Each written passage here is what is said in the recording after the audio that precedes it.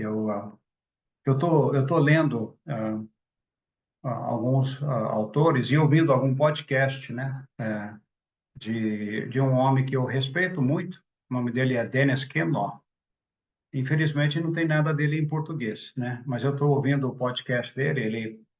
Ele pregou durante mais ou menos 4 décadas e uma pessoa que foi presidente de uma universidade, tem o PhD dele em Velho Testamento, uma pessoa, mas além de tudo, uma pessoa piedosa, evangelista, alguém que alguém que trazia a palavra de Deus de uma forma assim que você entra no texto, conhece o texto, sente o texto e de alguma forma você é abençoado com aquilo. Então, eu tenho nos últimos 2 anos uma equipe. Ele já é falecido, né? O Dennis Kimmel já é falecido. Mas tem uma equipe que pegou está pegando todas as gravações dele de sermões. Já postaram mais de 150 das pregações dele e eu estou ouvindo, né? Estou fazendo alguma tarefa aqui em casa, estou ouvindo o sermão dele, né? Uma coisa que ele disse no podcast recente que eu achei muito interessante, porque ele foi professor de teologia no Antigo Testamento. Ele disse que quando a teologia só fica na terceira pessoa, ela é muito fraca. Aí eu fui pensar, como assim? Quando a teologia fica na terceira pessoa, né? Aí eu fui entender, né? Que quando eu tenho um relacionamento pessoal com alguém, eu não trato, quando eu estou frente a frente com essa pessoa, eu não falo com ela como se ela estivesse na terceira pessoa. Se eu falasse com ela na terceira pessoa, ela ia ficar até, como é que se diz? Sentida, né? Sentida, né? Por exemplo, eu estou aqui com 3 pessoas, eu estou conversando com um sobre um que está na mesma roda, né? E eu começo a falar sobre aquela outra pessoa como ele pensa assim, ele faz aquilo, ao invés de olhar para ele e dizer, olha, você, ah, né? Eu já me refiro a ele na terceira pessoa, né? Aí eu fui pensar, né? Poxa, é verdade. Muitos dos textos bíblicos, especialmente em Salmos, eles têm esta dinâmica. No mesmo salmo, você vai de primeira pessoa, em que Deus está se pronunciando, para a terceira pessoa, o salmista falando com a congregação sobre Deus, e tem até a segunda pessoa, em que o salmista está se dirigindo a Deus. Então, essa dinâmica de primeira, segunda e terceira pessoa também pode e deve fazer parte da nossa interação como cristãos, né? E também como líderes da nossa igreja, né? De nos dirigir a Deus nas 3 pessoas, né? Mas o que o Kim Law disse, que precisamos conhecer Deus teologicamente na segunda pessoa. Aí sim a teologia começa a se tornar forte, né? Aí a teologia começa a entrar no pessoal, no relacional. E nós adoramos e servimos um Deus relacional, o Pai, Filho e Espírito Santo, né? Então, quando nós, inclusive, ensinamos as sistemáticas, né? Estamos, vamos assim, dando mais ênfase em Deus na terceira pessoa, né? Não tem como, né? Mas que a gente nunca esqueça de trazer também o nosso relacionamento dentro desse estudo, que seja assim, né? O, eu só quero terminar fazendo uma leitura que também me abençoou muito essa semana. Não tem assim nada diretamente relacionado, né, com aquilo que eu falei, mas eu achei interessante esta fala do Kim Law. Eu queria passar para vocês, achei assim um insight muito, muito bom, muito forte, e que nosso seminário possa levar a você a uma teologia da primeira e segunda pessoa também, e não só da terceira pessoa, né? Mas eu estou lendo aqui a carta de Paulo aos Coríntios, né? Segundo Coríntios, capítulo 12, versículo 7. Para que não me ensoberbesse com a grandeza das revelações, foi-me posto um espinho na carne, mensageiro de Satanás, para me esbofetear, a fim de que eu não me exalte por causa disso. 3 vezes pedi ao Senhor que o afastasse de mim. Então ele me disse, aqui é segunda pessoa, né? Ele me disse, né? Pensando em teologia na segunda pessoa, a minha graça, Paulo, te basta, porque o poder se aperfeiçoa na fraqueza. Interessante essa colocação, parece um paradoxo, uma contradição, né? De boa vontade, pois, mais me gloriarei nas fraquezas, porque sobre mim repouse o poder de Deus. Então, ele sai da segunda pessoa, né, da fala de Deus com ele, e ele vai para a terceira pessoa e diz que ao povo de Corinto, que ele se gloria nas suas fraquezas. Aí o versículo 10, pelo que sinto prazer nas fraquezas, nas injúrias, nas necessidades, nas perseguições, nas angústias, por amor de Cristo, porque quando sou fraco, então sou forte. Essa frase, para que repouse o poder de Cristo, para sobre mim repouse, esse versículo 9, 2 Coríntios 12, 9, né? Eu não sei, esta expressão é tão linda, né? É como, quase que nem quando o Espírito Santo pousou sobre Cristo. Aqui, Paulo está dizendo, eu quero que pouse sobre mim, na minha fraqueza, o poder de Deus, não é? Eu acho assim maravilhoso esta imagem de repousar, este verbo que dá a entender que o Espírito Santo vem repousar, ou que aqui no caso o poder de Cristo, né? Aí temos que lembrar que recebereis poder ao descer sobre vós o Espírito Santo. E eu acho que Paulo, acho não, tenho certeza que Paulo experimentou esse poder na fraqueza, né? Só mais um detalhe aqui, né?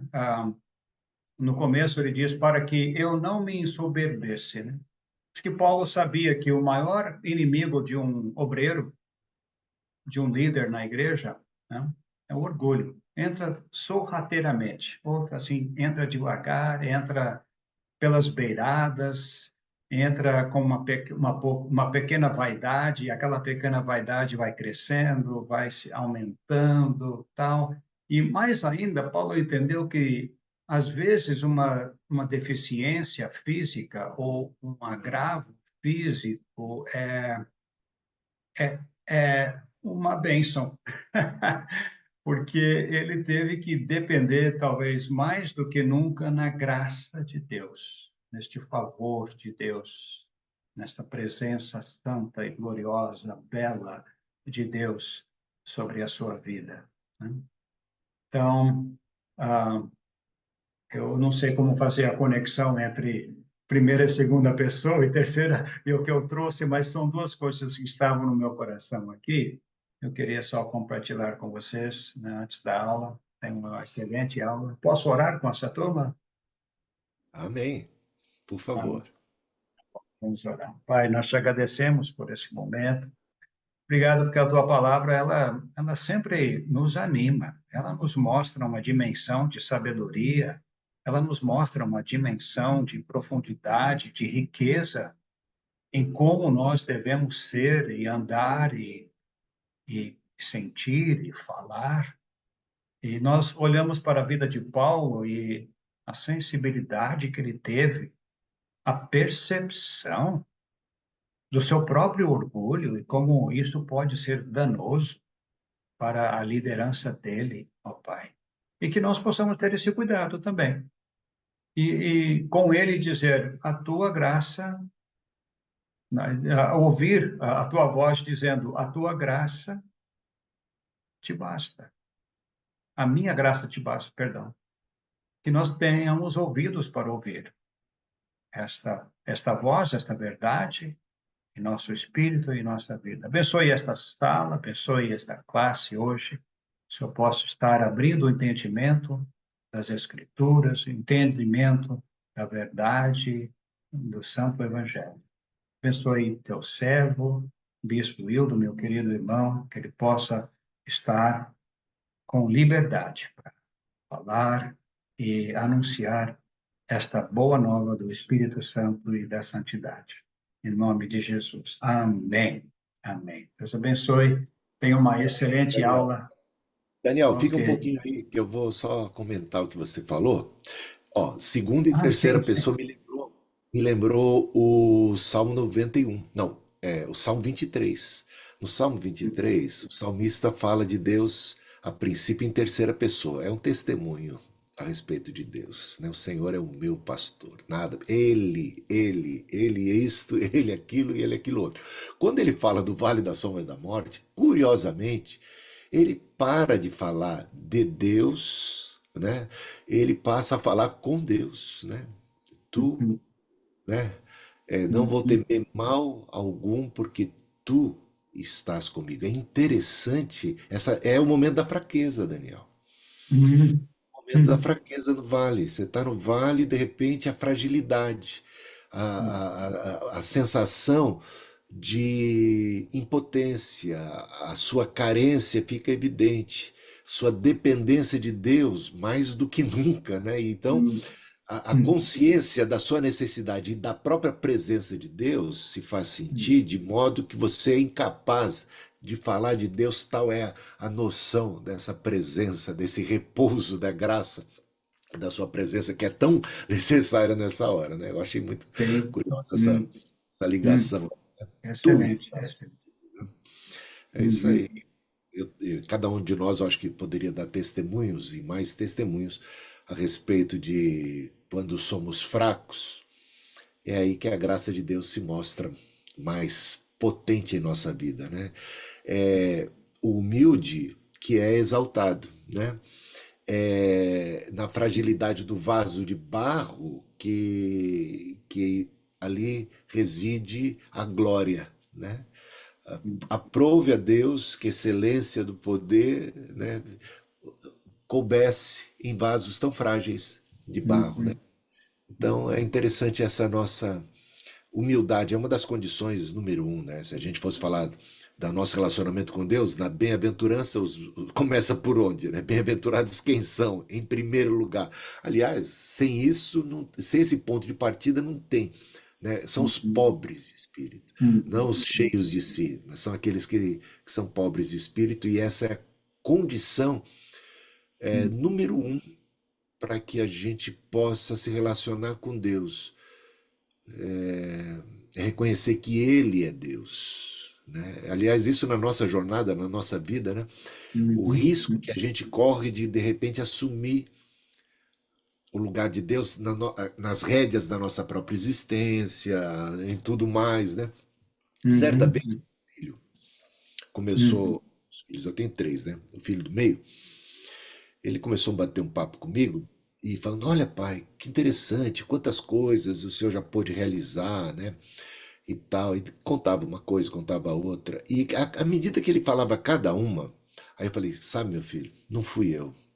Mas assim, muita, não é assim, porque a gente pode falar um montão de coisa da boca para fora, né? Mas eu falava com todo, eu tava eu, minha esposa e ele assim conversando. Faz uns 4, 5, 6 anos, eu acho. Eu não tenho. Hoje a gente chega numa idade, né, Daniel, que a gente já perde um pouco a noção É de verdade falar, mesmo. falar Verdade. qualquer coisa. E é interessante que aí ele falava uma coisa: Olha, pai, aquilo que aconteceu, olha como que aconteceu isso e tal. Aí eu falei assim: Olha, foi Deus que fez, foi Deus. Se não for o Senhor. Então, a cada coisa, olhando bem, eu falo assim: Poxa, não foi o meu braço, não foi, sabe, isso, meu traquejo, qualquer coisa. Foi uma bendita direção de Deus, foi uma graça de Deus, foi uma porta que ele abriu, foi um mover do Senhor extraordinário, né? E eu acho que é essa consciência nossa diante de Deus que tudo, inclusive qualquer coisa que a gente possa ter, foi uma dádiva de Deus. Primeiro que Uhum, uhum, não tem nada de natural nisso, né? O que a gente considera natural, a criação, toda a natureza, é dádiva de Deus. Começa por aí. Então, tudo mais, as oportunidades, sabe? Aí quase sendo um calvinista nesse ponto, né? Da providência divina. quase, quase. Não, Quase, mas não é. não vai Mas chegar lá, não. reconhecendo que se não é o Senhor na vida, gente, não tem nada. Sim, sim, Não tem sim. nada, né? E isso é maravilhoso. E de repente eu me vi em muitas ocasiões assim, na Berlinda, porque eu acho que Deus permite que a gente chegue ao fundo, ou num momento que a gente fala assim, e agora? E agora? E agora? Sabe? Agora, se não for o Senhor, estou perdido. E eu acho isso maravilhoso. São experiências incríveis que a gente vai ter, assim, que chega um ponto do. Eu estou completamente à mercê do desastre, do fracasso, da ruína, da destruição, da morte, ou de qualquer coisa assim que vale. Olha, Senhor, é só o Senhor agora. E quando é só o Senhor, a gente vai ver, você tá bonito na fita, né? Porque se Deus é por nós, quem será contra nós? Então isso é maravilhoso. Essa Amém. experiência da dependência de Deus é fantástica e é essa a condição que Deus espera, né? Amém. Em corações contritos, Amém. humildes, Amém. repousa realmente a glória, a graça de Deus. Ele tem muita simpatia por essa atitude de meu coração não se elevou, nem meus olhos levantaram, não me exercito em grandes assuntos, nem coisas, sabe? A gente não é muito metida a besta, a gente começa a ser mais humilde. Isso é importante É. até nas relações Hum. interpessoais com outras pessoas, né? Sermos mais Sim, humildes, sem sim, aquela sim. empáfia, É. sem querer ser o dono da Existem além das verdade. minhas habilidades no momento. A Siri também está reconhecendo a humildade. Ela falou que ela está além das habilidades dela. Ela Ah, fica ouvindo a gente falar e fica respondendo. Ela não tinha capacidade para. Então, muito obrigado, Daniel. Valeu. Deus tá ok, abençoe. boa aula para vocês, viu? Muito bom ouvir o bispo. Ele sempre tem uma reflexão que vai nos levar a uma profundidade, um conhecimento, uma abertura de entendimento maior. Que Deus abençoe, bispo. Obrigado por Obrigado esta mesmo pela palavra. palavra. Muito boa. Deus abençoe. Amém. É isso aí, gente. Estamos aqui para mais uma aula. Olha, tem bastante gente aqui. Eu já tirei foto das duas telas para facilitar. Sabe, Daniel, estou fazendo isso, tirando foto das telas aqui para quem chega. Agora, se chegar muito atrasado, vai conversar lá com o secretário e justificar que você estava presente. Tire foto de você mesmo presente aí, porque a questão de fazer a chamada é sempre um desafio, né? Às vezes É. fica gravado aí na tela. Poxa, gostei, gostei. O bispo está nos dando boas dicas aí para ajudar o bom andamento do seminário. Tá Você não certo. tem que assistir todo o vídeo, né? O João Bess fica com essa tarefa de, depois do dia seguinte, ficar assistindo, É. vendo quem chegou. E se chega atrasado, complica um pouco mais, né? Ah, bispo, só uma palavra, rapidinho, né? Sim, à Já que o vontade. bispo falou sobre isso, né?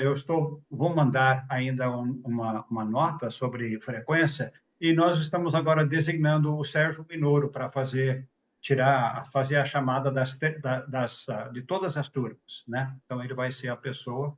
Mas aí, se por um motivo de emergência, uma emergência mesmo, né? Tiver que faltar, você poderá assistir a aula faltando por motivo maior ou não. Você pode até assistir, vindo aqui, querendo assistir novamente.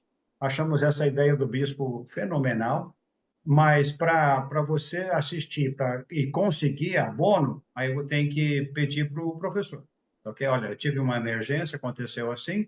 Ele autoriza, ele disse para o Sérgio Minor, mandou uma mensagem rapidinha para ele, e aí fica abonada.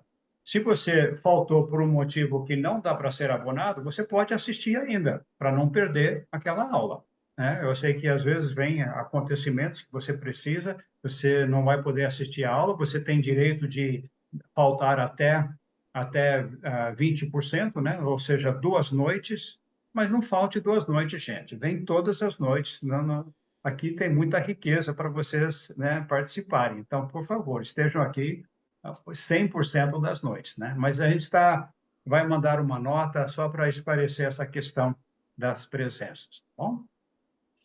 Muito bem. Tem uma fala aqui Sim, do sim, Felipe. sim, sim. Então, nós estamos usando isto, viu, Felipe? Fica tranquilo, a gente está usando a lista e ele já sabe como tudo isso funciona. Então, Ah, que bom. não precisa tirar foto se não quiser, professor. Bom, eu tirei, tá aí, mas Tá bom. Tá bom. valeu então, gente.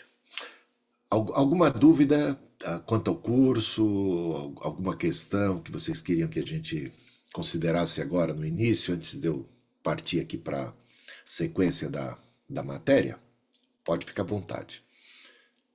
Senão a gente já... Opa, então vamos nos encaminhando aqui para... Deixa eu colocar aqui. Muito bem. A gente está nesse ponto aqui. Deixa eu colocar aqui para cá.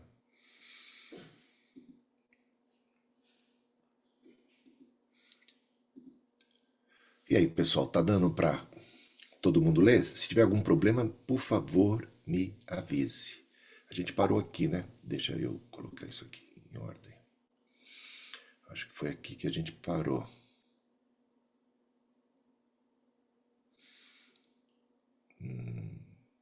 Bem, acho que foi isso. Deus é chamado o Espírito porque é incomparavelmente espiritual. O Espírito Santo porque incomparavelmente santo. O Espírito de Deus, eu acho que essa parte eu tinha falado. Porque ele é verdadeiramente Deus, e o Espírito de Cristo também, porque ele é enviado pelo Filho para executar a missão do Filho para o mundo. O nome do Espírito é colocado em igualdade com o Senhor na bênção apostólica. Eu acho que a partir daqui sim a gente começa. Isso aqui é muito curioso, falar do Espírito Santo, né? Olha só, no batismo, no momento da bênção, essa bênção que basicamente é ministrada, né, reproduzida a cada culto, no final de cada culto, como foi aí no final da segunda carta de Paulo aos Coríntios, né, capítulo 13, versículo 14. Que interessante, né? E, bom, que a graça de nosso Senhor Jesus Cristo, o Filho está aqui, o amor de Deus, o Pai está aqui, e a comunhão do Espírito Santo, olha, Pai, Filho, Pai, Espírito Santo, nesta bênção trina, é muito curioso, é muito curioso. O mesmo a gente vai encontrar no batismo, batizando... Não sei se eu entendi direito. Eu tenho que desligar isso aqui. Você vai encontrar no batismo, batizando-os em nome do Pai, do Filho e do Espírito Santo, não é? E também, repare bem, quando Paulo, em 1 Coríntios capítulo 12, começa a trabalhar a questão dos dons espirituais, ele diz algo como, olha, as manifestações são variadas, mas é o mesmo Deus. As operações são distintas, mas é o mesmo Senhor. Os dons são diversos, mas é o mesmo Espírito. Ele usa... eu vou ter que tirar esse celular daqui para longe. Eu fico falando aqui, eu estou muito perto do telefone, do relógio, e ele fica entendendo que eu estou falando com ele. Já tirei. Espero que ele não me ouça mais. Então, é interessante ali a presença da Trindade. Quando também Paulo, em Efésios capítulo 4, ele fala sobre unidade, ele vai dizer que a igreja precisa ser... Nós precisamos fazer todo o esforço possível para preservar a unidade. Aí ele diz, por quê? Porque há um só Deus e Pai de todos. Porque há um só Senhor. E porque há um só Espírito. Muito interessante também. Mais uma vez, Pai, Filho e Espírito Santo aparecendo, né? E no caso aqui, essa bênção apostólica do apóstolo Paulo, na despedida de suas duas cartas, né, no final da segunda carta. Então a igualdade do Espírito com o Pai e o Filho passa a ser clara a partir da grande comissão, né, por causa do batismo. Não é batizar só em nome do Pai, não é batizar só em nome do Filho, mas também em nome do Espírito Santo, em nome do Pai, do Filho e do Espírito, em nome dos três. Por que colocar o Espírito Santo, né, nesse conjunto? Por quê? O que o Espírito Santo tem de especial? Como é que ele se coloca nessa categoria de pessoas divinas, abençoadoras, né? No mesmo pé de igualdade, Pai, Filho e Espírito Santo. Seja na bênção, seja no batismo. Muito curioso. Então, a obra do Espírito Santo. Vamos a ela. O Espírito atua. Veja só, em João capítulo 14, versículo 16, o Paráclitos, outro consolador. Até a expressão outro, olha, não fiquem tristes, porque é necessário que eu vá, eu não vou deixar vocês órfãos, eu enviarei outro consolador. Outro. Isso sugere da mesma espécie. Se ele diz que é para a gente não ficar triste, que ele vai enviar outro, como não ficaríamos tristes? Vamos pensar aqui juntos. Como é que a gente não ficaria triste se esse outro fosse de qualidade inferior? Para pensar comigo. Vai enviar outro. Não fique triste, é necessário que eu vá.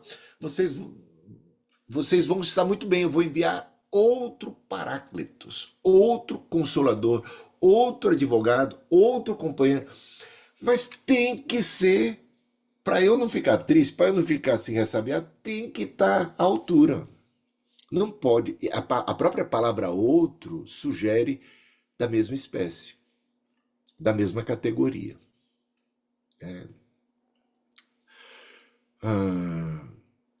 Tem que ser outra pessoa que consiga cumprir adequadamente o papel da anterior.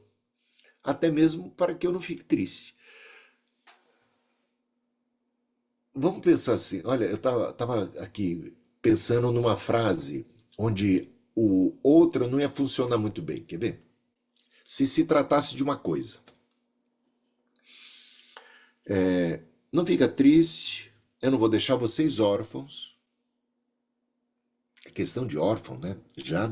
Para não deixar órfão é que vai ter um pai, é que vai ter uma mãe, é que vai ter um tutor, é que vai ter alguém. Vamos supor o seguinte, que alguém, minha mãe, eu sou criança, aí minha mãe diga assim, olha, não fica triste, eu não vou deixar você, eu vou partir, mas eu não vou deixar você órfão. Eu vou enviar uma outra mãe, né, no caso, ou se fosse o pai, eu vou enviar um outro pai. Eu não vou enviar um outro e esse outro pudesse ser coisa, ou energia, como querem os testemunhos de Jeová, não, tem que ser pessoa. Outro que tem que ser pessoa como é pessoa, e tem que ser pessoa capaz de tanto, capaz de estar à altura da anterior, para até que eu não fique frustrado, para que eu não fique triste, para que eu não me sinta desamparado. É meio por aí, não é não? O que vocês acham? É forte isso aqui, né? Então ele atua como consolador. É Cristo em nós, é o Espírito de Deus, é o Espírito Santo. Eu estou amparado, eu estou acolhido, eu estou no conforto, eu não tô diminuído, eu não perdi. Olha, para eu não perder, porque senão se fosse algo inferior em algum sentido, eu teria do que me queixar, eu teria do que, sabe, de dizer assim, poxa, mas eu tô lembrando aqui, sabe do quê? Lembra de Moisés, certa vez, que, que ele dizia assim, olha, eu não vou com vocês, mas eu vou enviar um anjo. Lembra disso? Eu vou enviar um anjo para ir com vocês. E Moisés protestou, não foi? Ele protestou. Ah, se o senhor não for conosco, nós não iremos também. Ele não aceitou que o anjo, ele não entendeu que um anjo pudesse ser um substituto à altura daquela presença de Deus. Ah, se o senhor não for. Então, esse outro outro que Jesus fala aqui, é outro de uma categoria que Moisés ficaria satisfeito. É o Senhor conosco, é Deus conosco. Eis que estarei convosco, disse Jesus, todos os dias. Então, é Jesus conosco, é o Pai conosco, através da pessoa divina do Espírito Santo de Deus, que não é inferior, que é da mesma qualidade, da mesma estirpe, que pode realmente preencher o vazio deixado por um ser como o Filho de Deus, meus irmãos. Não fiquem tristes, o Filho está subindo, mas o Espírito, o Espírito de Deus vai estar com vocês. Isso é muito importante, que eu acho que os testemunhos de Jeová e tantos outros que não reconhecem a divindade do Espírito Santo precisariam considerar. Na adoção, né? O que diz lá? Quem quer ler? Romanos 8,15. Vai acompanhando aí com a Bíblia, né? A gente pode abrir o áudio aí, trazer aí os próximos, já vai buscando os próximos para a gente. Posso ler, bispo? Sim, por favor. Porque não recebestes o espírito de escravidão, para viverdes outra vez atemorizados, mas recebeste o espírito de adoção, baseados no qual clamamos, Abba, Pai. Amém. Espírito de adoção. Deu-nos o poder de sermos feitos filhos de Deus. Recebemos o Espírito Santo, recebemos uma nova natureza. Já o próximo ponto aí, Romanos 8, né? Já aproveita que você está aí no Romanos 8, 2, versículo 2. Esse poder regenerador do Espírito Santo. O que diz lá o versículo 2?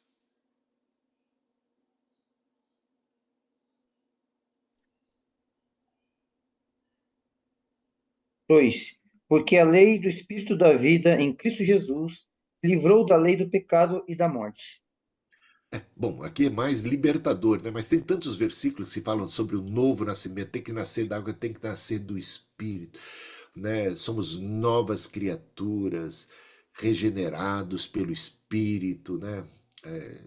É maravilhosa a operação do novo nascimento, promovida pelo Espírito. Então nós nascemos de novo e agora participamos da família de Deus, somos adotados, o Espírito testifica com o nosso espírito que somos filhos de Deus, é penhor da nossa herança, também como doador de vida e despertando a fé. Então, o Espírito dá a vida e ele desperta a fé. O que diz 2 Coríntios 4,13 mesmo?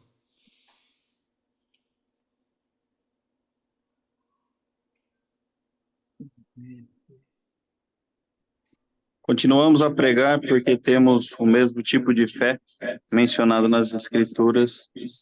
Criei em Deus, por isso falei.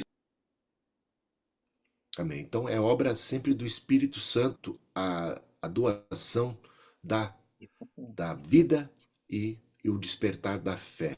A fé vem pelo ouvir a palavra, o Espírito Santo é que nos convence do pecado, da justiça e do juízo, e também como um misericordioso, o Espírito da graça. Hebreus 10, 29. De maneira compassiva. Imaginai quanto maior castigo merecerá quem insultou o Filho de Deus e tratou como profano o sangue da aliança pelo qual foi santificado e afrontou o Espírito da graça? É chamado Espírito da graça. Espírito da graça. Espírito da graça. Ele intercede por nós com gemidos inexprimíveis, cheio de graça. É um espírito compassivo, misericordioso. E também como mestre, o Espírito da verdade, João 14, 17. Posso ler, professor?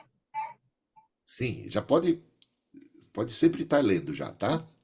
O Espírito da verdade. O mundo não pode recebê-lo, porque não o vê nem o conhece. Vocês, porém, o conhecem, pois ele vive com vocês e estará em vocês. Amém. Naquela oportunidade, o Espírito ainda não havia sido derramado, né? Antes de Pentecostes.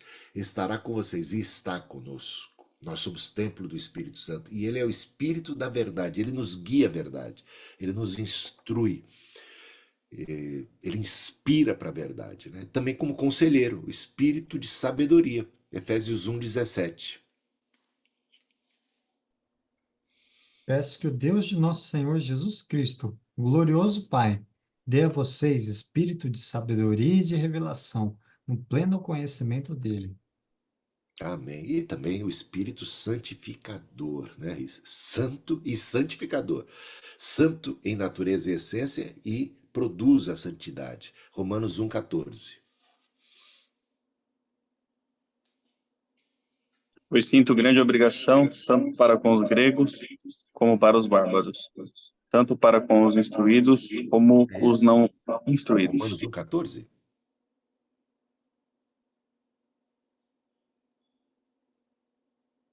Isso mesmo, professor. Então eu copiei errado alguma coisa, tá, gente? Vamos em frente, mas tem tantos textos, né, bíblicos sobre a obra do Espírito Santo promovendo santidade, né? O Espírito Santo é o inspirador da fé, o mestre do conhecimento, a fonte do amor. O amor de Deus é derramado em nossos corações pelo Espírito Santo, o selo da santidade e a fonte de todo o poder. O privilégio da fé não é meramente acreditar que o Espírito é a terceira pessoa da Trindade, mas tomá-lo como agente de nosso Senhor Jesus Cristo em nossas almas e como nosso guia, santificador e consolador. São frases aqui do Baxter, a anterior é do Leão. E aqui a gente vai para... Baseado em Thomas Oden, Vida no Espírito, Teologia Sistemática, volume 3, a gente destaca o seguinte. No Antigo Testamento, Deus se revela de modo mais distante. No Novo Testamento, ele é Deus conosco, mais próximo, Emanuel, em Jesus Cristo. A partir de Pentecostes, ele é Deus dentro de nós. Olha que coisa curiosa, se a gente perceber assim, esse caminhar, faz muito sentido, né? Eu preguei há pouco tempo sobre Isaías 6. Aquela experiência de Isaías 6 é muito, muito significativa. Ele entra e tem a visão de Deus. E Deus está elevado, um tanto distante, né? Exaltado, no alto e sublime trono, não é assim? Alto e sublime trono. Ele vai ter uma experiência de purificação ali. Ele vai confessar o seu pecado, vai se sentir indigno, vai clamar por misericórdia, vai ser socorrido. Uma brasa é tirada do altar e vai na direção dele, né? Ele deve ter ficado assustado, porque fogo queima, né? Fogo pode ser fogo destruidor. Só que o fogo tocou, em vez de destruir, purificou. Limpou. E ele pôde estar agora tocado pela brasa do altar, tirada do altar do sacrifício do Cordeiro. Isso tudo aponta para Cristo, né? E agora ele pode estar pertinho de Deus. Ele pode estar em pé na presença de Deus, ali você vai vendo já no versículo 8, e ele ouve o conselho de Deus. Tem o conselho de Deus ali conversando: a quem enviaremos? Quem há de ir por nós? Ele está tão pertinho que ele ouviu. Ele está em pé, erguido, redimido, santificado, tocado pela obra da cruz, do Cordeiro de Deus que tira o pecado do mundo. Ele pôde agora ouvir de tão perto e dizer: eis-me aqui, envia-me a mim. Então, essa ideia de que há um propósito, um Deus exaltado, elevado, e muitas vezes nós, separados de Deus por conta do pecado, tem um véu que separa o homem de Deus. Por conta do pecado, o homem é expulso do paraíso. Mas o propósito original de Deus sempre foi aquela comunhão que havia no jardim. Agora o pecado causou separação entre o homem e Deus, e por conta da santidade divina, o homem não pode estar na presença de Deus. Ele vai sendo, por causa da pecaminosidade, do pecado, ele vai sendo consumido. Ai de mim, que vou perecendo, porque eu estou diante daquele que é santo, santo, santo. Mas a obra de Deus em Cristo Jesus faz com que o véu do templo se rasgue, e então Cristo vem a nós, dá a sua vida e abre agora o acesso para Deus. E nós temos agora acesso ao Santo dos Santos. E ele é nosso intercessor, ele é nosso sacerdote, ele é nosso advogado, ele é nosso paráclitos. O Espírito Santo intercede por nós, Jesus intercede por nós. Temos acesso, temos ousadia para entrar no Santo dos Santos. E é mais que isso, porque essa ideia de entrar no Santo dos Santos, da ideia de que o Santo dos Santos é esse tabernáculo, é esse trono de Deus, é esse lugar da glória de Deus. Agora, o que é revelado é que pelo Espírito de Deus, como Jesus havia prometido, ele diz assim: eu e o Pai viremos e faremos nele morada. Enviarei o Consolador, ele está convosco, mas ele vai estar em vós. Então, nós passamos a ser o santo. Se você parar para pensar, nós, como igreja, somos o santo dos santos. Nós, como igreja, somos o corpo de Cristo. Nós somos o templo do Espírito Santo, gente. É uma coisa impressionante isso. É mais do que apenas nós, seres humanos, pela graça de Deus, o que já seria fantástico e tremendo, termos acesso a Deus, termos acesso ao Santo dos Santos. Mas é algo mais incrível que isso. Nós nos tornamos agora a habitação de Deus. Deus em nós. Isso aí é para parar para pensar, né? Então, no Antigo Testamento, Deus se revela de um modo mais distante, e é claro, por conta do pecado, está no Santo dos Santos, só o sumo sacerdote, uma vez por ano, pode entrar e com todo e devido cuidado, né? E já agora, no Novo Testamento, Deus vem a nós, se faz carne, habitou no meio de nós, vimos a sua glória, como a glória do unigênito do Pai, cheio de graça e de verdade. E de repente essa glória agora não está apenas diante de nós, essa glória agora passa a estar dentro de nós. E Jesus disse: é necessário que eu vá para que o Espírito venha. Ele está com vocês, eu estou com vocês, mas eu vou estar dentro de vocês. Eu vou estar convosco, mas de uma maneira tão íntima e pessoal. Não sabeis vós que sois templo do Espírito Santo? Protesta o apóstolo Paulo diante daqueles coríntios que, bom, estavam pecando, estavam vivendo de maneira inadvertida e pecando na carne, né? Essa carne que é templo do Espírito Santo, que deve ser devidamente cuidada. A gente também pode observar os rituais levíticos sobre todo o cuidado que precisavam os sacerdotes ter com as coisas sagradas do templo, né? E tudo isso, cientes nós hoje de que templo é a igreja, templo, dois ou mais reunidos no nome de Jesus, templo também individualmente, falando nosso próprio corpo, mas muito mais nós como corpo de Cristo, como igreja, o zelo que nós devemos ter pelo sagrado disto, né? Muito interessante. Vamos lá então, um pouquinho mais adiante, deixa eu ver que horas são. Eu coloquei meu relógio para longe, né? Bom, ainda temos um tempinho aqui. A nova vida no Espírito é oferecida essencialmente por meio da igreja e dos sacramentos, mas destinada a todos. Assim como o Verbo se faz carne no Filho, assim o Espírito está sendo incorporado na igreja. Assim como Deus tabernaculou com a humanidade na carne através do Filho, assim Deus, depois de seu ministério terreno, ele habita com a humanidade através do Espírito. Os discípulos são considerados como templo santo no Senhor. O Espírito habitando neles. E nele também vós juntamente sois edificados, para serdes morada em que Deus vive pelo seu Espírito. Efésios 2, versículo 22.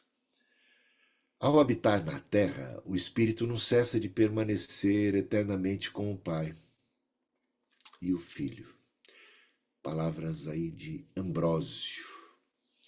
Ao habitar na terra, o Espírito não cessa de permanecer eternamente com o Pai e o Filho. O que significa isso? Que Deus está aqui. Deus está em mim. Deus está em nós. O Pai, o Filho, porque eles são um. Quem tem o Filho, tem o Pai. Quem não tem o Filho, não tem o Pai. Quem tem o Filho, tem o Espírito. Quem não tem o Espírito, não tem o Filho. Paulo diz isso em Romanos, ali logo nos primeiros versículos, né? Quem não recebeu o Espírito, esse tal não é dele, diz o apóstolo Paulo. Jesus disse, olha, quem rejeita o Filho, não tem o Pai. Porque muitos judeus, fariseus, religiosos do seu tempo, rejeitavam a Cristo e diziam, não, temos a Deus por Pai, nós não precisamos de você. E o que Jesus tentava deixar claro para eles era a unidade que havia entre o Filho e o Pai. E também agora aprendemos, por outras passagens das Escrituras, que há uma unidade muito grande entre o Espírito e Cristo, o Espírito e Deus. Então, onde está o Espírito de Deus, aí está o Pai, aí está o Filho. Jesus disse, eu e o Pai viremos e faremos nele morada. Só que ele estava dizendo no mesmo contexto que quem vai fazer morada em nós? O Espírito Santo. É o mesmo contexto. Praticamente é o mesmo discurso. Bom, o que ele quer dizer? Que quem tem um tem os demais. Que você não pode. Como alguns crentes sugerem, né? Você só recebeu Jesus, mas não recebeu o Espírito. Essa teologia é complicada.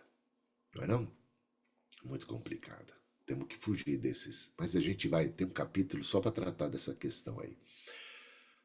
Bom, o Espírito não é enviado como se fosse de um lugar, nem procede como de um lugar. Ficamos com a impressão de que o Espírito está descendo até nós, enquanto, na verdade, nossas mentes, pela graça de Deus, é que estão subindo.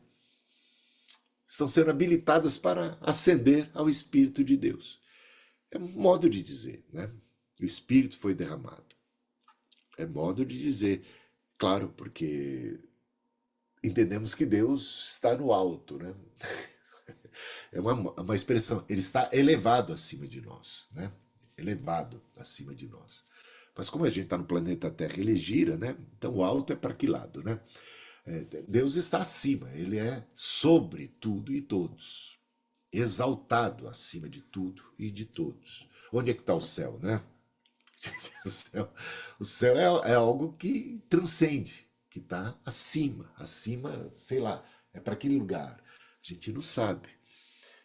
Isso é um mistério, mas a ideia aqui é a transcendência.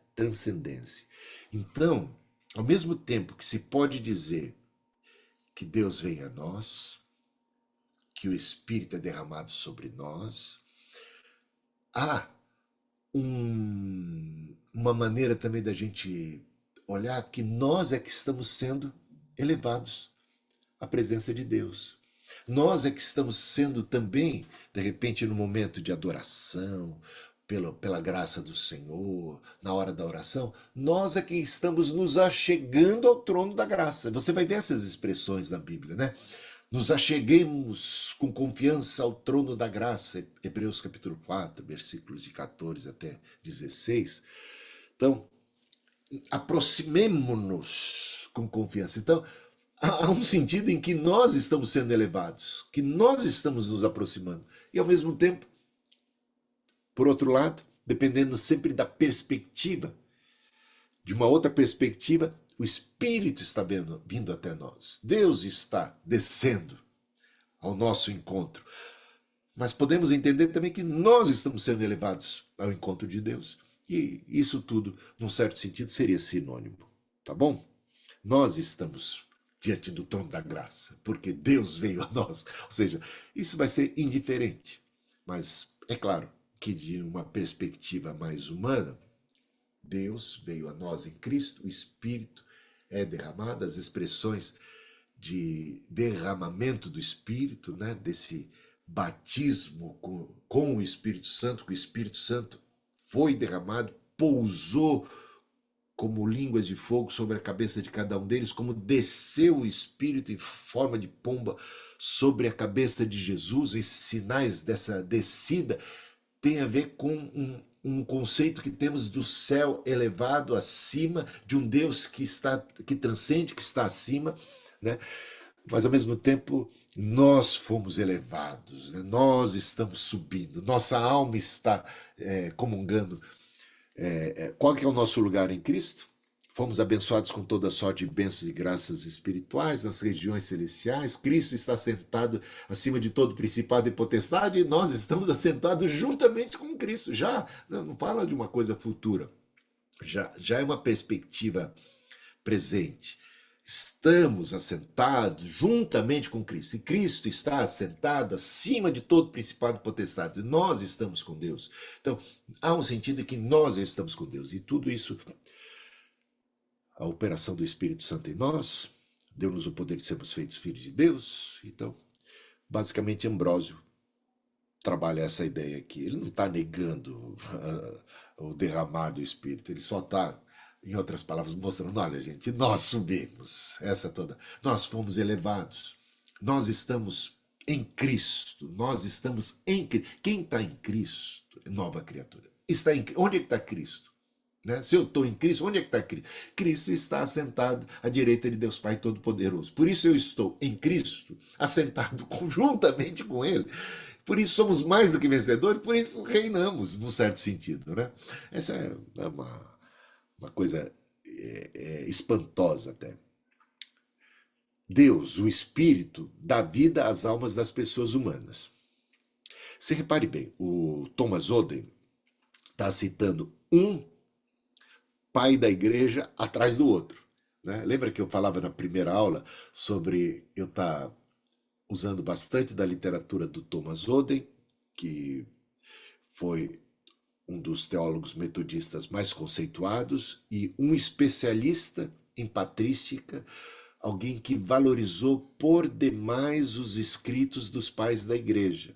E aqui você vai vendo, um após outro, citação, né, dos pais da igreja, dos pioneiros, né, do cristianismo.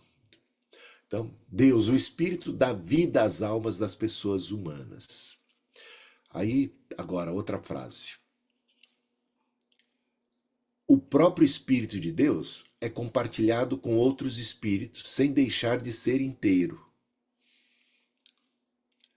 Ele não é diminuído,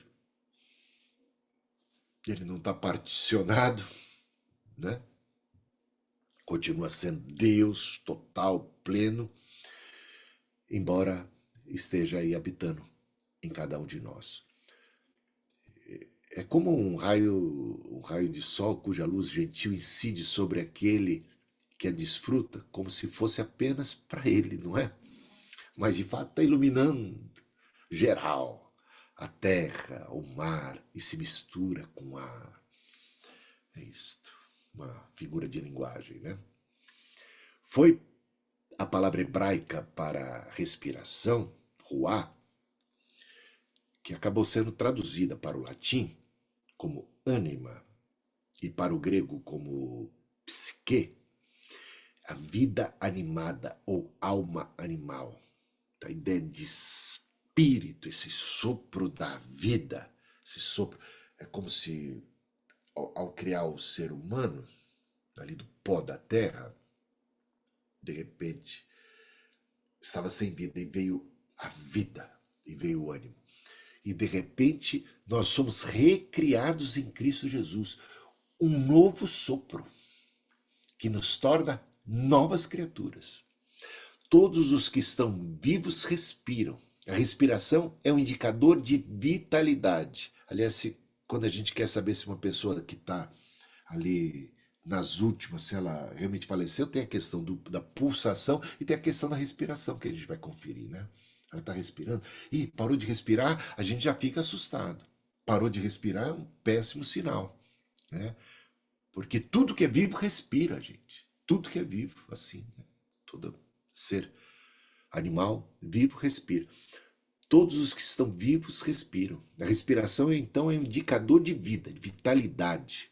Esse nefesh, alma, vida, alma de sangue, nomeia o poder da vida, apontando também para a metáfora, a raiz da respiração, especialmente nas vertentes mais antigas que encontramos ali no Antigo Testamento. Mais tarde, a linguagem mudou para ruá, que como o centro da vida pessoal e individualidade. Em tuas mãos entrego o meu espírito. Isso você vai encontrar, essa é uma frase que Jesus disse, e você encontra isso também em Salmo 31:5. Meu ruá, o meu espírito, minha vida, distintamente pessoal, de pensamento, sentimento, consciência, o meu ser, né? Minha essência. A identidade pessoal, então, do Espírito Santo, que a gente, agora, para calar a boca de opositores que negam a divindade de Cristo, que dizem que é apenas uma manifestação, uma energia, um ato de Deus, veja só se sustenta uma teoria, uma ideia como essa, né, de que o Espírito Santo é apenas uma energia de Deus, é um modo de falar de uma ação, de um agir de Deus, de uma energia de Deus. Pareceu bem ao Espírito Santo e a nós. Atos 15:28. Tem consciência. Pareceu bem. Pensa, né? Raciocina, reflete. Pareceu bem ao Espírito Santo. Está falando do Espírito Santo como uma pessoa que tem opinião, né? Pareceu bem a ele. E a nós. Ou seja, concordamos com o Espírito Santo. Que bom quando a gente concorda com o Espírito Santo. É muito bom. O ruim é quando só parece bem a nós e a gente já fica satisfeito. Isso é complicado. Mas pareceu bem ao Espírito Santo e a nós. Então, porque o Espírito Santo tem opinião. O Espírito Santo pensa, né? Ele reflete. É um ser. É um ser pensante. É um ser que tem ideias próprias, que pensa, né? Tem os pronomes pessoais, que são usados regularmente para se referir ao Espírito. Eu o enviarei a vocês, né? Outro Consolador. O enviarei a vocês. Né? Então, João 16:7.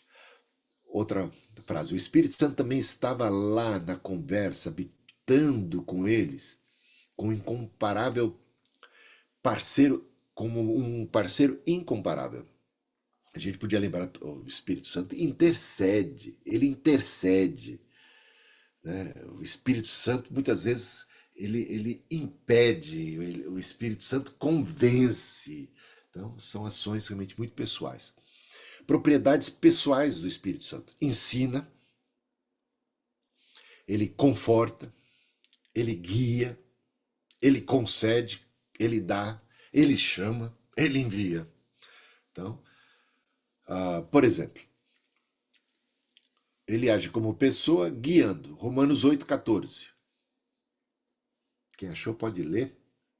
Depois João 16:8, depois Romanos 8:26, Atos 13:2 e, por fim, Atos 20:28. Primeiro, guia. Ele guia.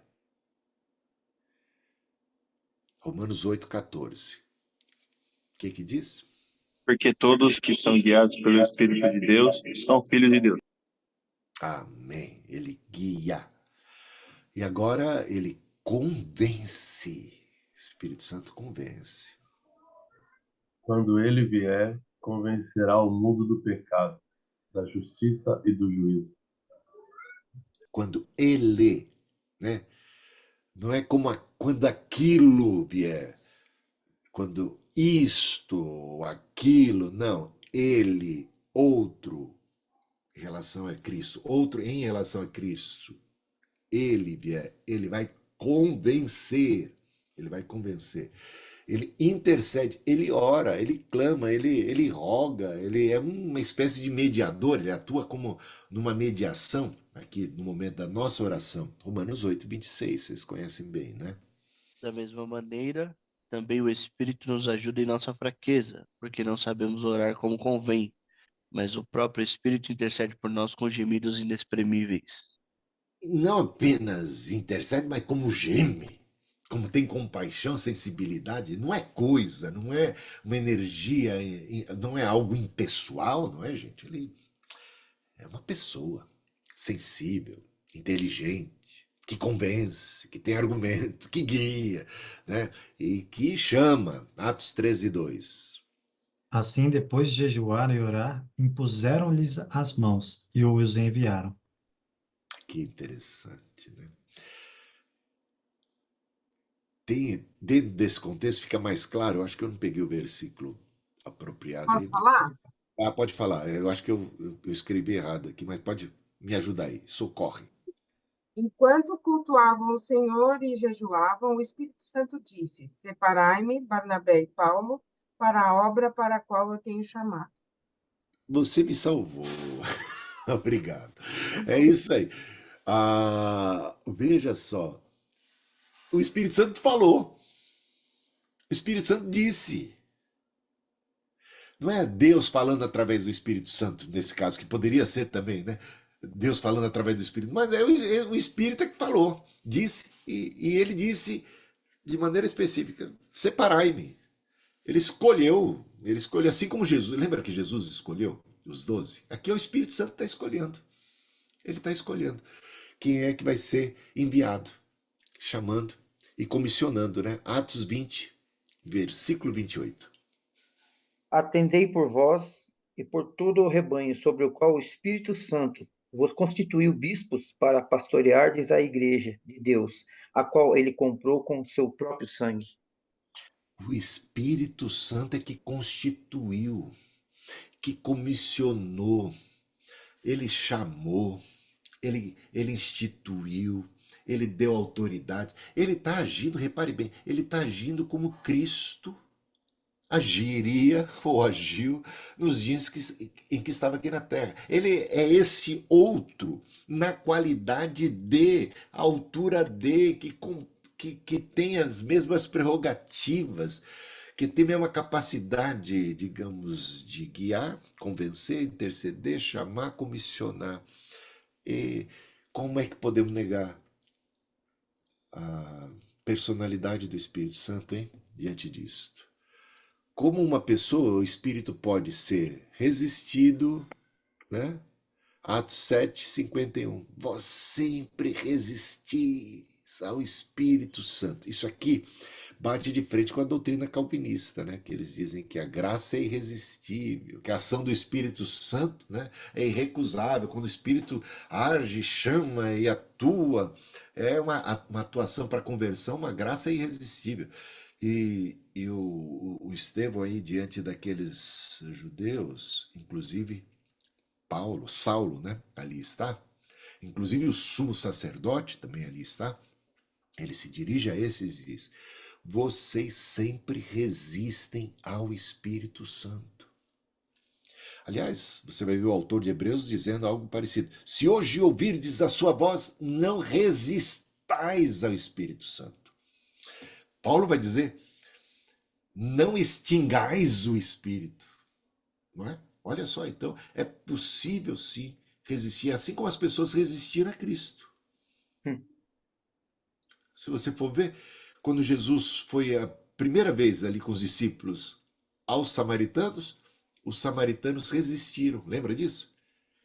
Resistiram. A princípio resistiram. Quando ele, num momento subsequente, vai falar com a mulher samaritana, a conversão da mulher, e a mulher traz muitos samaritanos aos pés de Jesus que vão se converter, né? Mas houve um momento em que houve resistência. Então é possível resistir ao Espírito Santo. Ele pode ser evitado ou respondido de forma responsiva, né? Atos 10, versículos de 19 a 21. Quem quer ler?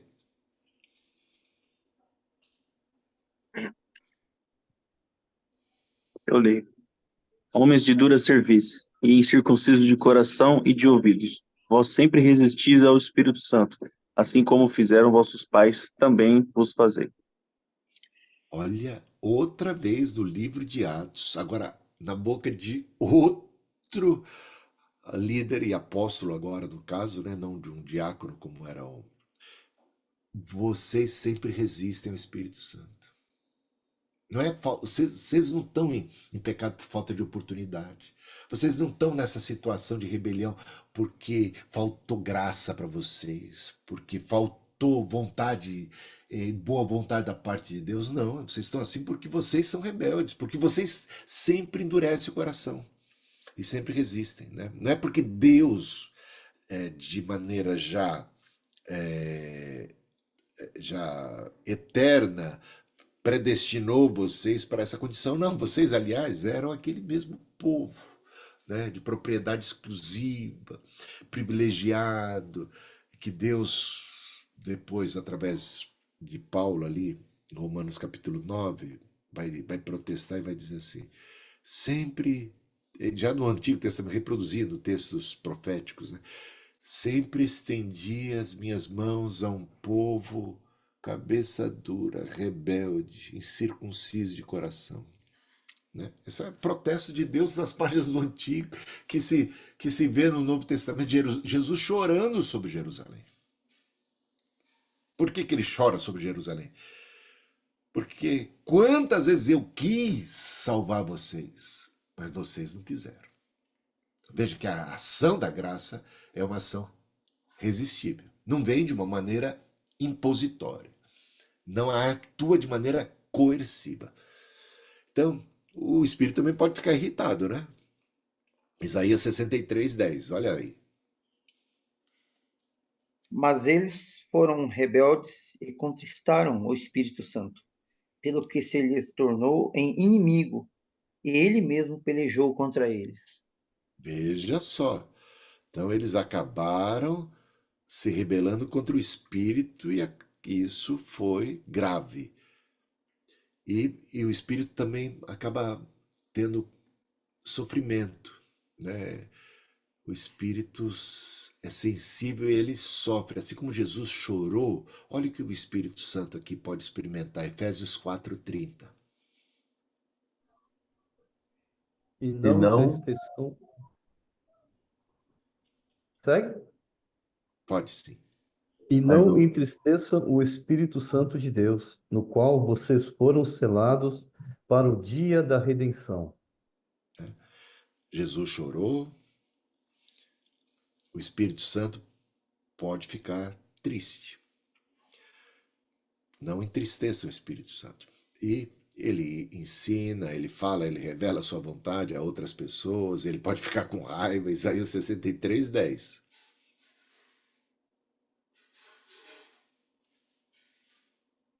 É o mesmo aí, né, professor, que a gente já leu. Já leu? Ah, é? Ah, É. Eu Não acabei ficar de ler. irritado. É verdade, é lá em cima, não ficar Antes. irritado. É verdade. Gente, vamos parar por aqui. Eu vou só conversar com vocês, trocar umas ideias. E aqui a gente para, ó. Só se pode mentir para uma pessoa. A gente vai continuar falando sobre a personalidade do Espírito Santo a partir da aula seguinte. Já são 20 horas, 41 minutos. Quero trocar algumas ideias. Então, em vez de parar para o intervalo, que a gente já está 10 minutos aí avançado o intervalo, a gente segue aqui trocando uma ideia. E podemos fechar a aula por aqui, por hoje. Passo uma tarefa para vocês aí nos próximos dias, deixar vocês descansarem nesse feriado. Ali por volta de quinta e sexta, passa alguma coisa para a gente poder trocar ideia. Quero conversar com vocês sobre o que foi dito. Suas opiniões, suas perguntas. O que vocês acham? O que vocês têm para dizer? Se não tiver nada para dizer, tudo bem também, mas fica à vontade para a gente poder interagir agora.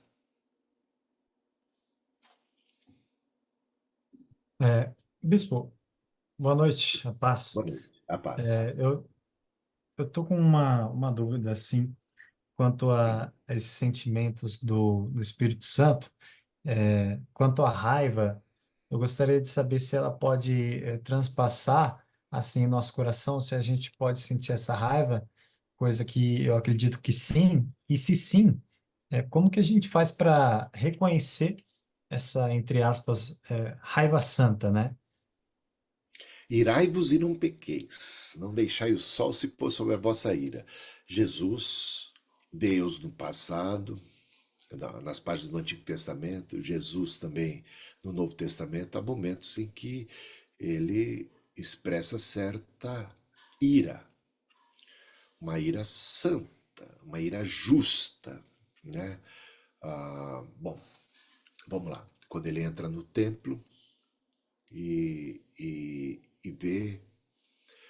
Aliás, é interessante que é a única vez que Jesus tem um ato físico assim mais contundente. Mas ele exerce ali uma autoridade do dono da casa. Uma casa que foi invadida, né? A gente sabe que quando a nossa casa é invadida, a gente tem umas certas prerrogativas aqui de defender o nosso pedaço. E ele está reivindicando essa autoridade para limpar a casa, para botar para correr os invasores, aqueles que transformaram a casa dele, a casa do pai, da onde ele é senhor, num covil de ladrões, salteadores, mercadores. Então, a revolta de Jesus ali é uma revolta, digamos, santa, justa, devida, apropriada. Tem também Mateus 23, que ele está muito invocado. Toda vez que Jesus está bem invocado, é com os religiosos, né? Então, ele também fica invocado ah, com Herodes também, né? Vá dizer aquela raposa. Bom, tá bravo, né? Não é assim, não foi uma fala mansa, assim, confortável. Então, e os sacerdotes, em Mateus 23, ele chama de raça de víboras, ele está bravo. Eu acredito sim. Eu tenho umas pregações minhas que eu estou bem bravo. Eu não estou dizendo que quando eu estou ali eu estou cheio do Espírito Santo, ali pode ser. Eu sou um ser humano que é suscetível a falhas, tá? Mas tem umas coisas que mexem muito com a gente. Heresia, o engano, sabe, as pessoas que estão mercadejando a palavra. Então, nessas horas, parece que a gente também é tomado por um certo zelo, que a gente poderia. Zelo pela casa de Deus. E esse zelo que é dito até o versículo: o zelo da tua casa, pela tua casa, me consome. Então, era um zelo pela santidade das coisas de Deus que acabou consumindo Jesus, porque depois que ele toma aquele ato, os dias dele estão contados, né? Consome literalmente, ele vai ser assassinado é, dentro de mais alguns poucos dias, né? Então, nesse sentido, a gente vê Paulo muitas vezes também nos seus sermões, o Pedro também muito incisivo, João também contra os anticristos que estão por aí, que estão deturpando o evangelho, essa coisa toda. Então, há um agir, há um falar de maneira muito mais contundente, né? A gente sem muita parcimônia, sem fazer muita média, já dando nome aos bois e indo para cima mesmo. Batalhem pela fé que uma vez por toda foi dada aos santos. Então, principalmente em sentido da sã doutrina, desses valores, maneira sem ser violento, né? Sem exercer violenta, nem por força, nem por violência, mas pelo Espírito Santo de Deus. Podemos sentir, ter essa sensação, sabe, de puxa, não, isso aí é inadmissível, sabe, contra a injustiça. Há milagres que Jesus fez, movido por uma tremenda compaixão. Aquele milagre, quando ele vê uma viúva, que ser viúva já naquela época era alguma coisa muito. Não tem comparação com ser viúva nos dias de hoje. Ela era viúva ainda jovem, tinha um filho, e diz que o filho dela morreu. Gente, viúva já estava na berlinda,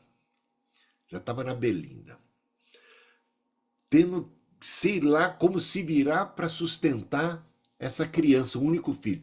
E esse único filho seria como que o arrimo da sua família, que seria a esperança de reverter aquela situação de abandono, sabe, que era discriminada, marginalizada na sociedade. Quando Jesus se depara com esse cortejo fúnebre, a situação dessa mulher viúva e que perdeu o filho, gente, diz que ele se moveu por tal compaixão. Então, a injustiça que é nesse mundo, a escravidão,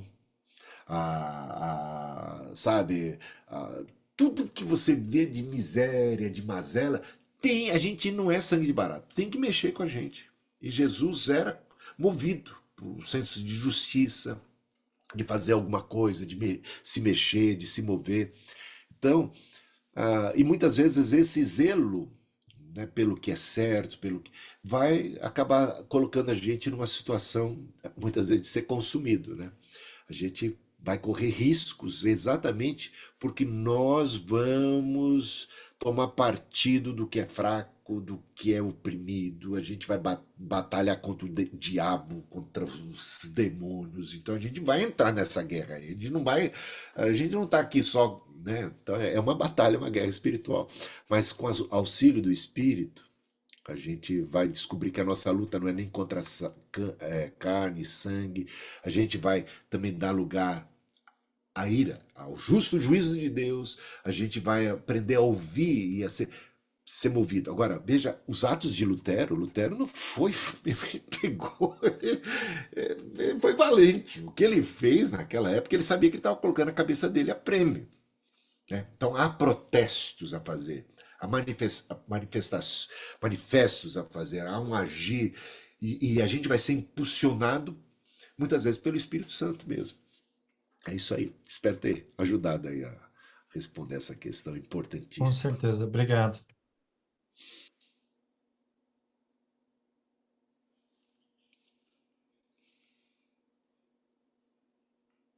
Ninguém mais?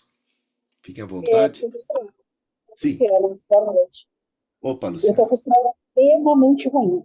Se eu ligar a câmera, me perdoa, viu? Eu tenho uma dúvida com relação a essa questão de resistir ao Espírito Santo, né?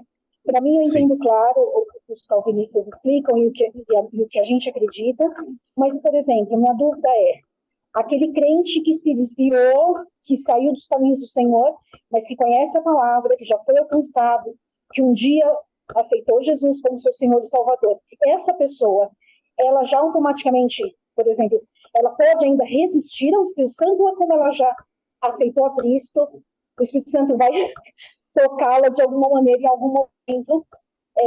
A minha dúvida é essa, e com relação também aos povos não alcançados, eu digo assim, as pessoas que não ouviram falar de Jesus. Como que essa questão de resistir ao tratar, né, ao mover do Espírito Santo sobre a vida dessas pessoas? Tá.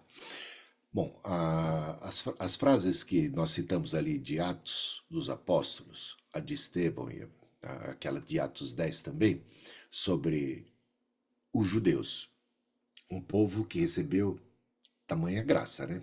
De todos os povos, eles receberam, deles são os patriarcas, deles são os profetas, deles as tábuas da lei, deles o Cristo, tudo. Olha quanto privilégio. Então, veja que não se está falando que resistiu uma vez e acabou. Não, eles têm mais oportunidade. Vós sempre resistis ao Espírito Santo. Então, esse é um problema sério de persistência, de uma resistência contínua, e é algo que trouxe para eles condenação, juízo, a própria destruição do templo, uma vez, depois destruição do templo duas vezes, serem dispersos, muitos danos, né? Rejeitaram o próprio Cristo, né? Jesus chora, lamenta-se, por quê? Porque o amor de Deus por esse povo e pelas pessoas é muito grande. Então, o que a gente vê ali é que não foi apenas uma oportunidade, é mais e mais e mais e mais, tal o desejo, né, de que haja conversão, o desejo de salvar, aí o choro de Jesus, tudo isso você vai vendo.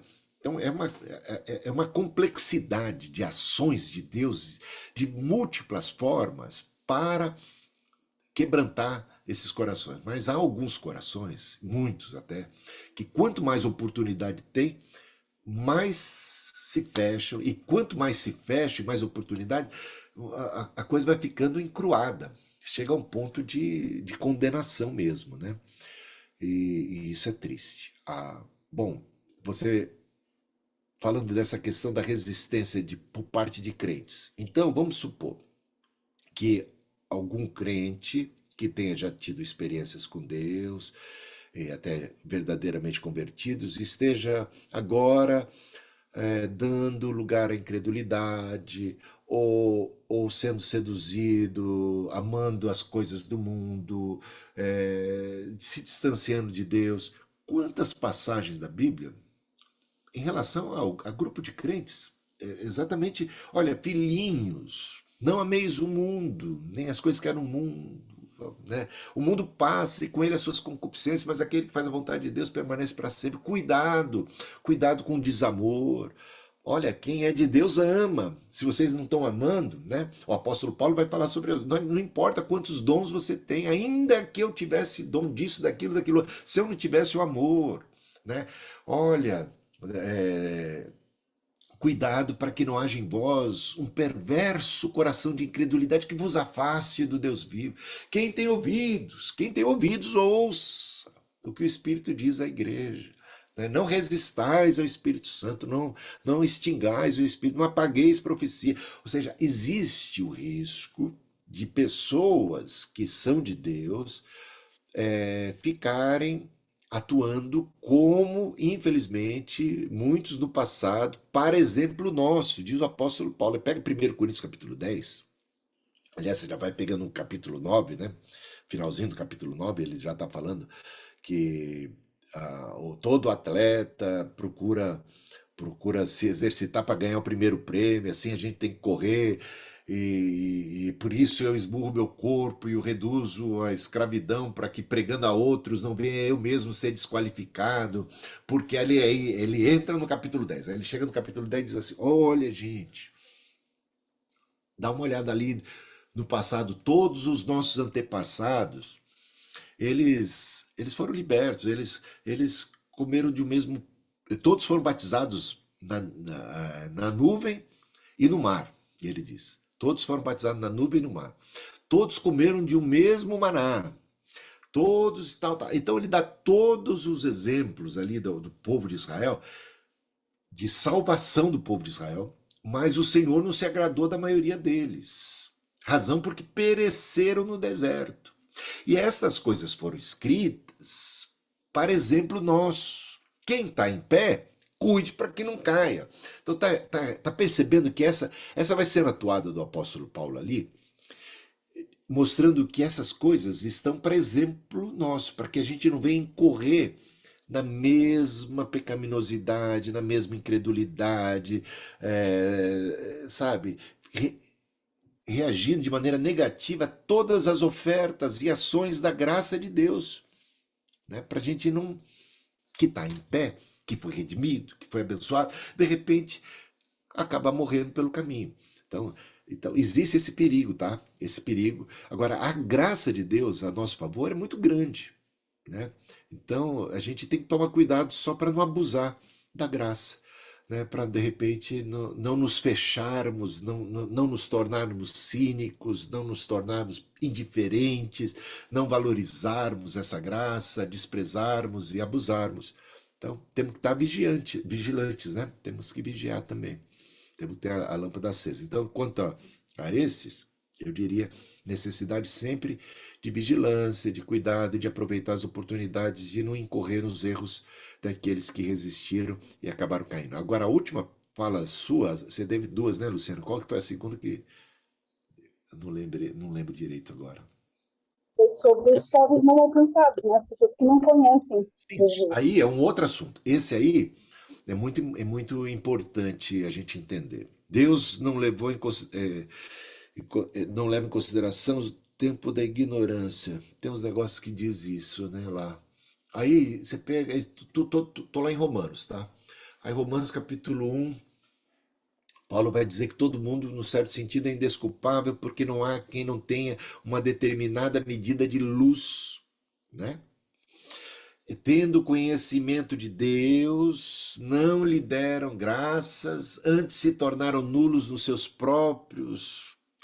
próprio entendimento, trocaram aquelas revelações de Deus que existem na natureza, o que se pode saber de Deus é revelado na criação. Então há um conhecimento de Deus já à disposição de tudo, de todo mundo, independente de onde nasceu.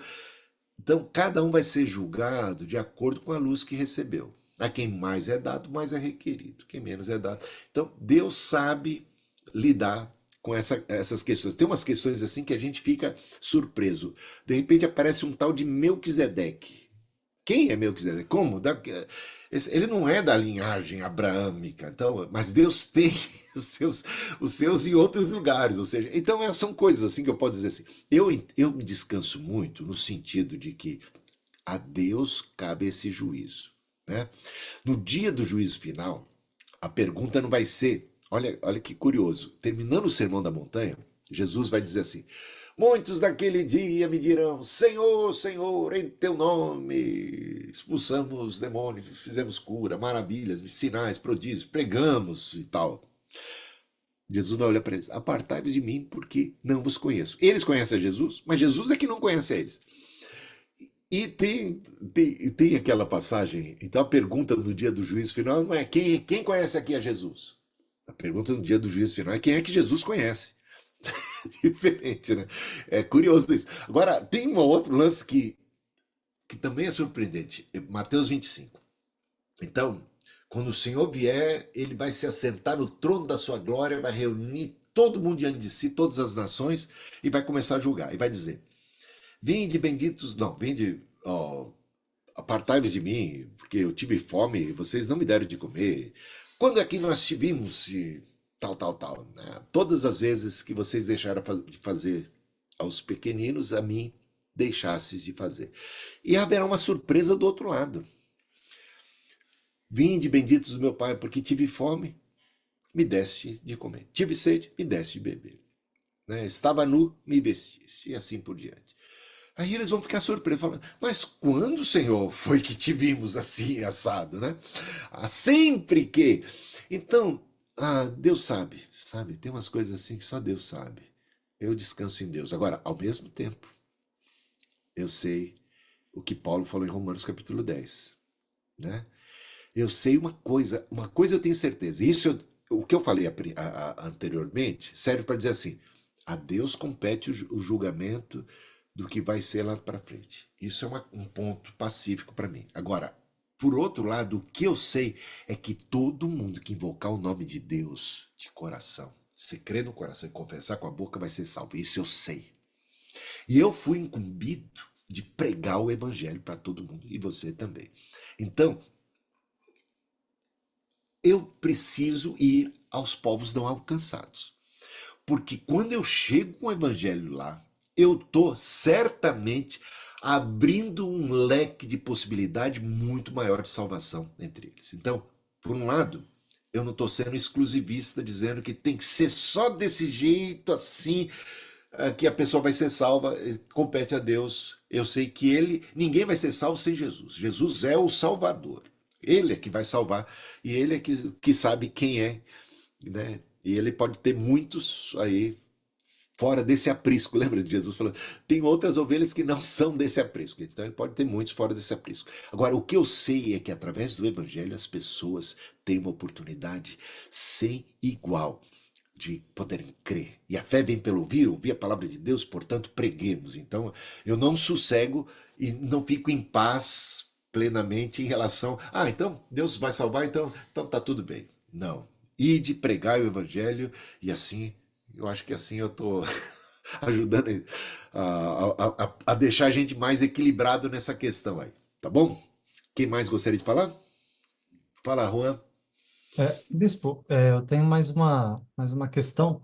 A minha questão ela é quanto a Filipenses 2:13, que eu acho que vai falar um pouco do que o senhor estava compartilhando, que é porque Deus é quem efetua em vós tanto querer como realizar, segundo a sua boa vontade. Eu não sei se eu posso interpretar dessa maneira, mas Deus aqui, sendo o Espírito Santo como Deus também, eu posso interpretar ser o Espírito Santo que efetua, né, ainda mais por conta das características de convencimento que ele tenha. E dado a isso, eu gostaria de entender melhor como é que funcionaria a sua disposição ou predisposição para um anseio pelas escrituras ou até mesmo uma vocação. Por exemplo, até onde vai de mim eu ter a fome da palavra, abrir a Bíblia, até onde é o querer do Espírito Santo que eu tenha momentos com ele ali naquela palavra e até mesmo no caso até mesmo da grande comissão que o senhor estava falando. A gente tem que levar essa palavra do evangelho para os lugares, mas até onde eu enxergar na palavra aquilo e falar eu vou, ou até onde é o mover do Espírito Santo me impelindo a isso. Eu gostaria de saber essa diferença, se eu abrindo a Bíblia e entendendo o evangelho e fazendo pela minha convicção, é o movimento do Espírito Santo ou é um movimento da minha parte para que ele possa se mover. Não sei se deu para ficar bem explicado, porque Eu entendi. parece meio complexo, né? Olha, Jesus disse: sem mim nada podeis fazer. Não fui eu que escolhi, não foram vocês que me escolheram, fui eu que escolhi a vós.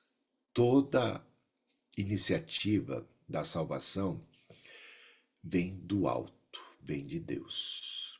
Então, às vezes a gente pensa que nós é que estamos tomando a atitude de irmos até Deus assim de maneira unilateral. Não, a gente nem sabe como é que nós chegamos a esse ponto, essa conclusão. Então, certamente toda iniciativa da salvação vem de Deus. Ele nos amou primeiro. Nós o amamos porque ele primeiro nos amou. Então, não tenha nenhuma dúvida de que tudo que um dia você decidiu fazer ou para Deus ou para outras pessoas, todo bem, a fonte disso foi Deus. Então você saiba disso sempre. Ele foi a fonte ele é a sua inspiração para o bem. Ele é a sua inspiração para o amor. Então ele tá revelado, Deus se revela através da criação. Então o seu olhar, de repente, ele te despertou para observar, para você ser sensível a isso, para você aprender alguma coisa, para de repente você ser solidário. Então tudo mais na vida é uma ação de Deus, e Deus está agindo de maneira muito ampla, né? Ele age com você, age com outros. Dentro da mesma casa, são filhos do mesmo pai e da mesma mãe, tem a mesma criação.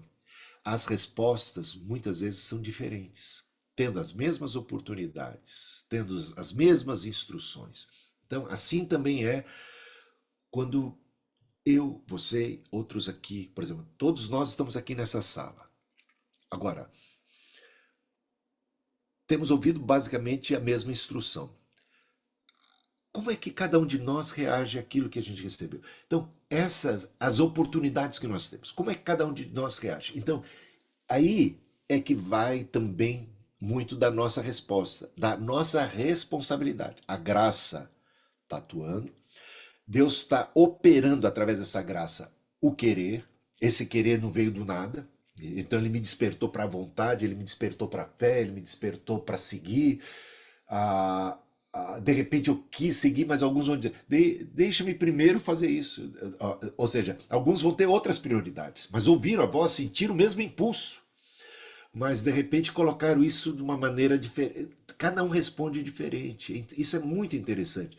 Alguns tudo deixaram e seguiram, sabe? Alguns abraçaram aquilo, agarraram aquilo de uma maneira assim mais mais forte. Isso a gente vai ver dentro de casa, com irmãos queridos. Nós que somos pais, a gente vai ver os filhos que a gente tem. A gente vai ver isso acontecendo ali. Essa mesma instrução, a mesma coisa. O mesmo desejo que a gente tem que um seja salvo, que a gente tem que o outro seja salvo. O mesmo desejo que esse siga, o outro siga também. Claro que Deus tem para cada um uma determinada vocação, tem dado habilidades, chamados para isso, para aquilo, mas a resposta de cada um de nós também. Por isso que dentro desse mesmo contexto, Deus é quem opera em vós tanto querer como efetuar, tal, tal, tal, tal. Desenvolvei, pois, a vossa salvação com temor e temor. Ou seja, há uma resposta humana que compete a cada um de nós. Agora, quando a gente age, também a gente não tem que se sentir superior a quem quer que seja, a gente tem que falar, é a graça de Deus que atuou em mim, né? É Ele em mim, então é muito para que ninguém se glorie, né? Então a gente é criado para as boas obras, e essas boas obras passam a ser fruto do Espírito Santo, e aí eu não tenho que me ensoberbecer, porque eu sei que foi Deus na minha vida, né? E é isso aí, por aí a gente caminha. Quem mais gostaria de falar? Vocês ficaram animados, né? Eu ia terminar mais cedo, Olha, para vocês amanhã é feriado, vocês descansarem, viajarem, não sei, mas vocês estão animados, estou aqui com vocês. Boa noite, pastor. Boa Boa noite, noite, bispo. diga. Sim, José Gregório, por acá. Eu fala, queria ter José. ter uma pergunta. Por É, o Espírito Santo, ele mora até em pessoas não convertidas, ou seja, que não são crentes?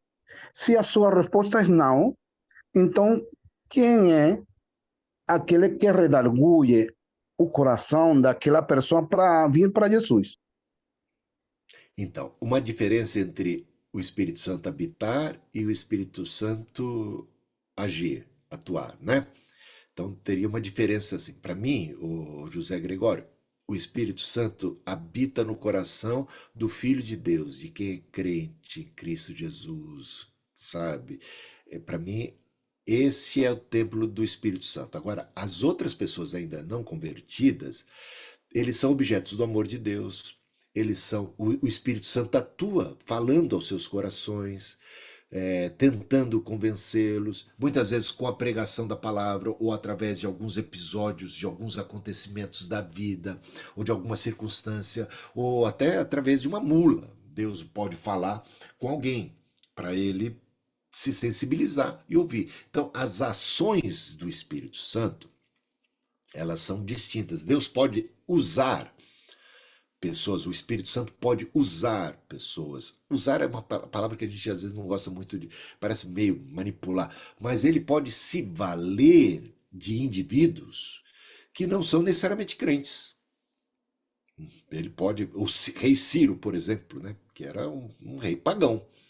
Pagão no certo sentido, ele não era uma. Mas Deus chama ele até de servo, porque ele vai ser um instrumento. Deus vai se valer dele para promover, digamos, a queda do Império Babilônico, a restauração, a recondução do povo de Israel para voltar para Jerusalém. Ou seja, Deus atua de maneira muito mais ampla e variada. Agora, o fato de Deus ter, digamos, atuado através do rei Ciro, um exemplo, não quer dizer que ele fosse templo do Espírito Santo, que estava sempre cheio do Espírito Santo, fosse habitação. Será que eu expliquei bem para você, Gregório? Obrigado. Então é isso, eu acho Tá ok. uma diferença que devemos fazer, né? Então ele está aí atuando. Umas pessoas, quando elas se convertem porque elas ouviram a voz do Espírito Santo, né? E o Espírito, através de um testemunho de alguém, da palavra, da pregação, está atuando ali. Se não fosse isso, a gente não nasce do Espírito, né? Então o Espírito está promovendo isso, só que ele não atua de uma maneira irresistível, ele atua de uma maneira sensível, bacana, assim, eu diria, suficientemente boa para a nossa libertação e conversão, mas alguns, infelizmente, resistem, se fecham, isso para a própria perdição. Muito bem, gente, valeu. Acho que por hoje é só. Vamos encerrar. Vou aproveitar alguém de Manaus, né, que veio aqui fazer pergunta, está estudando com a gente. Irmão, é José Gregório. Pode fazer uma oração para o encerramento dessa reunião? Posso, sim, só que minhas orações têm que ser em espanhol. É claro, Não dá para me concentrar, traduzir eu mesmo para orar, você tá sabe bom? que eu também, quando eu vou orar em inglês, em espanhol eu ainda consigo, mas quando eu vou orar em inglês, sabe, eu fico mais preocupado. Falei, não, eu não consigo orar. É, Eu fico não preocupado em consigo. acertar, em comunicar com as pessoas. Não, eu tenho que falar com Deus. Aí eu tenho que falar com a língua Isso, materna. isso. Por favor. Amém. Vamos a orar. Señor, gracias. Gracias por una aula más que estuvimos aquí en nuestro seminario bíblico. Gracias por el seminario, Señor, porque más que aula nos instruyen, Señor, nos redarguyen a través del Espíritu Santo. Ha sido de bendición para cada uno de nosotros. Particularmente tú me has cuidado, Señor, a través del seminario. Y te doy gracias por este motivo. Permite que nuestro entendimiento se abra y cada día podamos aprender más de tu palabra, podamos adquirir esa sabiduría para después compartirla con nuestros hermanos y también, por supuesto, Señor, enseñar de tu palabra a las personas que no conocen de ti. Danos entendimiento y sabiduría para cada día, Señor, aprender más en nuestro seminario bíblico. Despídenos en esta noche, que todos los que están en sus casas, los que van rumbo a sus casas, puedan llegar tranquilos y con bendición.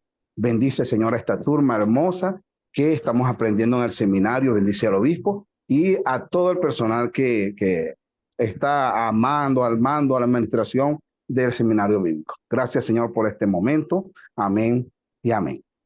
Amém. Muito bom, gente. Um bom feriado para vocês, uma boa noite, bom feriado e até a próxima, com a graça de Deus.